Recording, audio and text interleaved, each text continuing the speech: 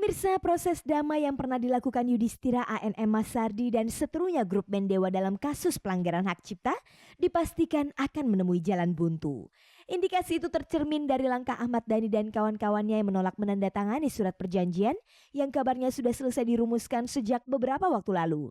Penolakan tersebut menurut Yudhistira menjadi bukti bahwa mereka telah menggugurkan upaya damai yang hampir mencapai finalnya. Akibatnya pada hari Selasa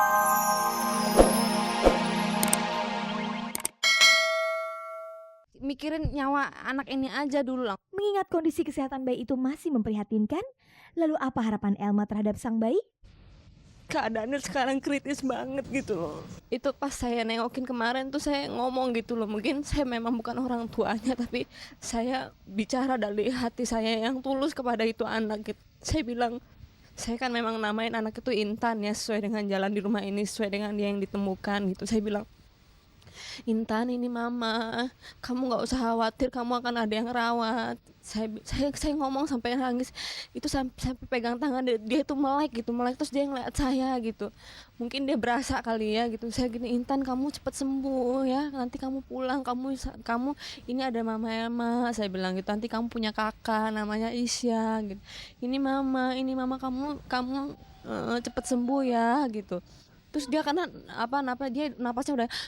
napasnya udah begitu, jadi saya tuh ngomong gitu, ya Allah dokter tolong ya udah ibu bantu doa aja, soalnya kita nggak tahu keadaannya gimana gitu, karena ini cukup serius, yang tadinya di ruangan biasa jadi kepindah ke ICU sekarang gitu, jadi keadaannya semakin memperhatinkan gitu.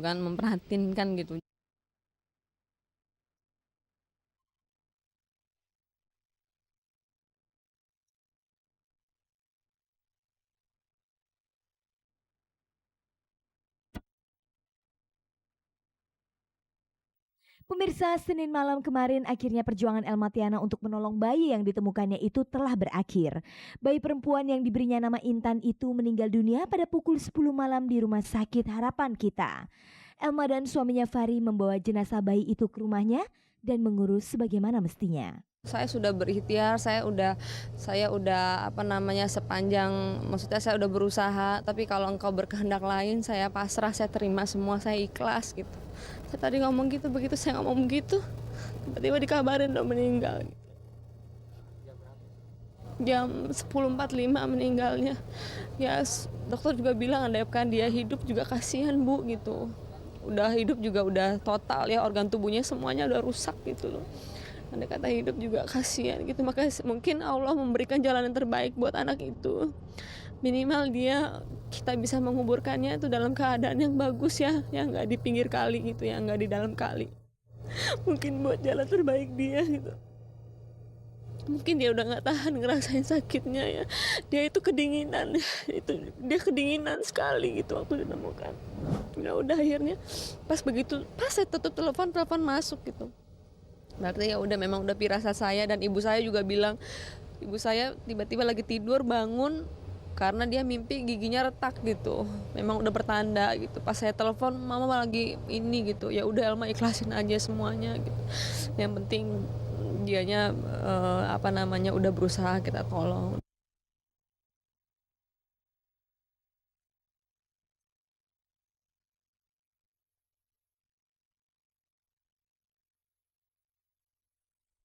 Pemirsa, berikut ini kita simak liputan aktual yang berhasil dihimpun tim Cek dan Dicek. Mantan penyanyi cilik Ira Maya Sova dirawat di Rumah Sakit Jakarta Sabtu 8 Juni lalu sehubungan dengan penyakit hernia umbikalis yang dideritanya. Menurut Ira, penyakitnya itu muncul secara tiba-tiba di mana waktu itu ia sedang mengisi sebuah acara yang disiarkan secara langsung di salah satu stasiun televisi swasta. Ketika penyakit hernianya itu muncul, yang pertama kali Ira rasakan adalah bagian perutnya terasa sakit. Inilah yang kemudian membuat Ira harus secepat mungkin ke rumah sakit setelah sebelumnya ia hanya dapat menahan rasa sakitnya itu di acara yang tengah ia ikuti. Setelah Ira berada di rumah sakit, tindakan medis pun segera dilakukan oleh pihak Rumah Sakit Jakarta dengan jalan mengoperasi Ira. Tentang bagaimana ia dapat terserang penyakit hernianya itu, inilah penuturan Ira Maya Sova kepada Cek dan Dicek. Gak ada gejala-gejala yang sepertinya detail banget. Tapi yang pasti kemarin pagi, peristiwa hari Sabtu pagi, pada saat saya lagi live di Antv, acara Problema, saya tuh sakit. sakitnya tuh perutnya seperti kayak mah gitu, saya pikir mah biasa. Nggak taunya di pusar saya itu ternyata ada jendolan yang sangat mengerikan gitu ya, besar sekali. Saya pikir awal mulanya berapa kali pernah ngalamin kayak gini, saya bisa dorong ke dalam, nggak apa-apa, itu kan usus ya dari saluran itu. Ternyata nggak bisa dan itu fatal sekali. Aku baru tahu itu hernia bener-bener selama lebih kurang 6 bulan yang lalu ya. Tapi masih dianggap cuek-cuek aja gitu loh. Masih main bowling, masih kemana-mana. Aku kan kalau diem, kalau nggak sakit sama tidur. Kalau itu kan nggak pernah bisa diem gitu ya. Terus nggak pernah nganggap itu hal yang serius.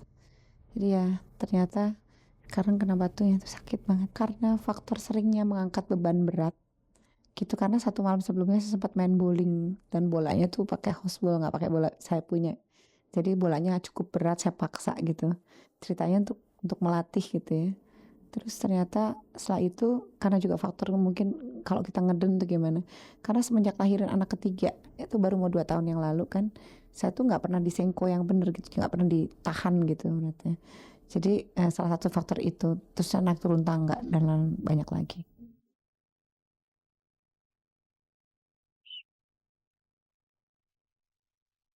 Perseteruan antara Yudhistira ANM Masardi dengan grup band Dewa akhirnya gagal menempuh jalan damai.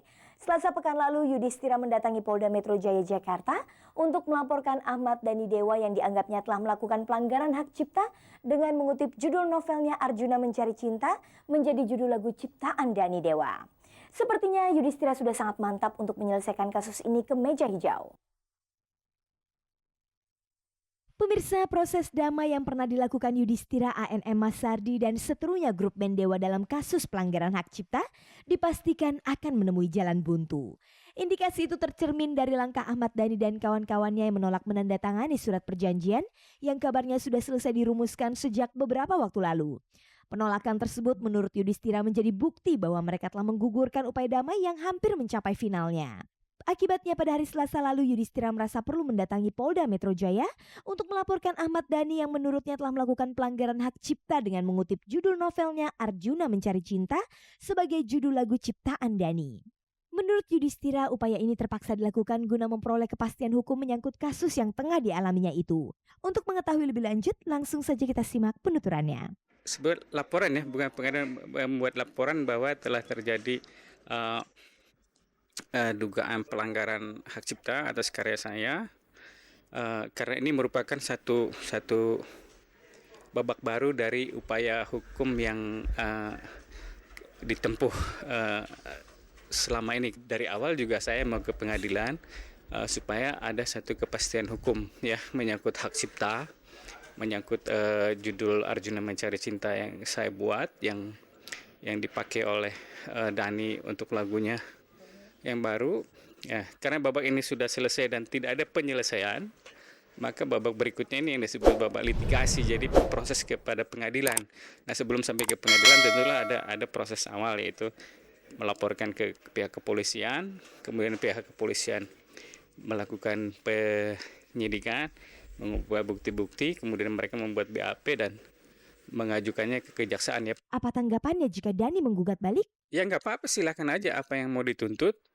Kan apa yang menjadi dasar silakan saja. Ini kan merupakan satu peluang yang diberikan oleh jalan hukum ya. Jalan hukum selalu begitu ya, nggak masalah lah, silakan aja.